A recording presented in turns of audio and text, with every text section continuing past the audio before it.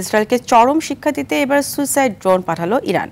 সে সাথে ইসরায়েলিদের জাহান্নামে পাঠানোর হুঁশিয়ারি দিয়েছে ইরানের শীর্ষ নেতারা।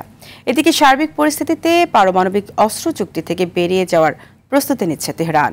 ইরানের পররাষ্ট্র দপ্তর এসব জানিয়েছে। অন্যদিকে ইরানের 1/3 ক্ষেপণাস্ত্র লঞ্চার ধ্বংসের দাবি করেছে ইসরায়েল। বিস্তারিত বিনয়ামিনের রিপোর্টে। এভাবেই ইহুদি ভূখণ্ডে একের পর এক ড্রোন হামলা চালিয়ে যাচ্ছে ইরান। দুই দেশের পাল্টাপাল্টি হামলা ঘিরে মধ্যপ্রাচ্য পরিস্থিতি আরও উত্তপ্ত হয়ে উঠেছে।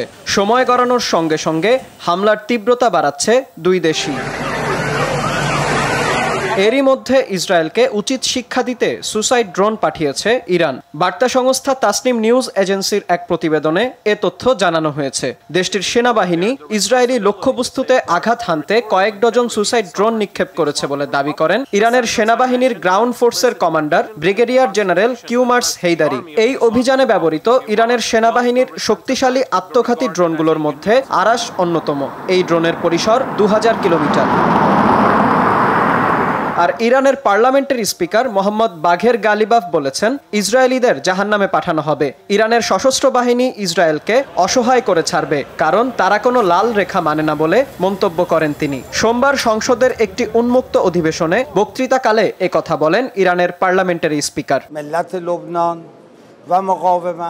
এদিকে 4 দিনের হামলায় ইরানের শতাধিক ক্ষেপণাস্ত্র লঞ্চার ধ্বংস করেছে বলে দাবি করে ইসরায়েলের সেনাবাহিনী। ইরানের তীব্র হামলা থেকে বাঁচতে এই পদক্ষেপ নিয়েছে দেশটি, এমনটি জানান সংস্থাটির মুখপাত্র। এছাড়া পারমাণবিক ইস্যুতে কূটনৈতিক আলোচনা অব্যাহত রাখতে চাইলে যুক্তরাষ্ট্রকে ইসরায়েলি হামলার সমালোচনা করতে হবে বলে জানিয়েছে ইরান।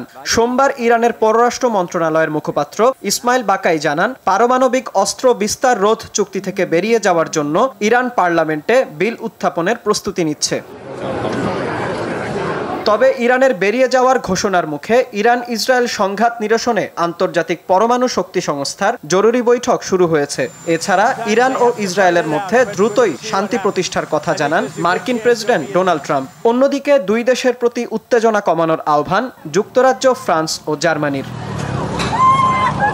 তবে ইসরায়েলি হামলা অব্যাহত থাকলে কোনো পারমাণবিক আলোচনা হবে না বলে সতর্ক করে দেন ইরানের প্রেসিডেন্ট মাসুদ পেজেশকিয়ান। বিনয়ামিন, RTV।